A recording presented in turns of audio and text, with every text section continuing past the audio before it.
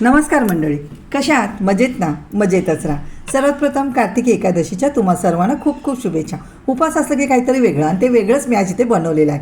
1 वाटी साबुदाणा हलकासा गरम करून थंड करून मिक्सरला बारीक करून घेतला. त्याच्यामध्ये 2 चमचे मी भगरचं पीठ टाकलं, पीठ चाळून घेतलं. ह्याच्यामध्ये मिरची, अद्रक क्रश केलेली, जिरं, चवीनुसार मीठ, साखर, लिंबू आणि उकडलेला बटाटा सर्व मिक्स करून थोडंसं पाणी टाकून इथे गोळा तयार करून घेतला. आता 10 मिनटं हा गोळा रेस्ट करायला ठेवला. पॅनमध्ये 2 चमचे तेल टाकले, 1 वाटी शेंगदाणे घेतले. शेंगदाणे चांगले खरपूस भाजून घेतले, म्हणजे तळून घ्यायचे. नंतर मिक्सरमध्ये थंड करून टाकायचे आणि थोडंसं मीठ पाणी टाकून मिक्सरला बारीक करून घ्यायचे. फोडणीला तेलामध्ये आपल्याला जिरं, काश्मीरी लाल तिखट आणि केलेली चटणी चांगली तेल सुटेपर्यंत परतून घ्यायची. उकळलेला बटाटा टाकायचा. खूप खमंग अशी बटाट्याची भाजी तयार होते. आता इथे आपण पुरी करून घेऊया. पुरी पण एकदम खमंग आणि टम फुगलेल्या होतात. नक्कीच अशी पुरी आणि बटाट्याची भाजी काहीतरी वेगळं म्हणून नक्कीच करून बघा आणि खूप टेस्टी लागते.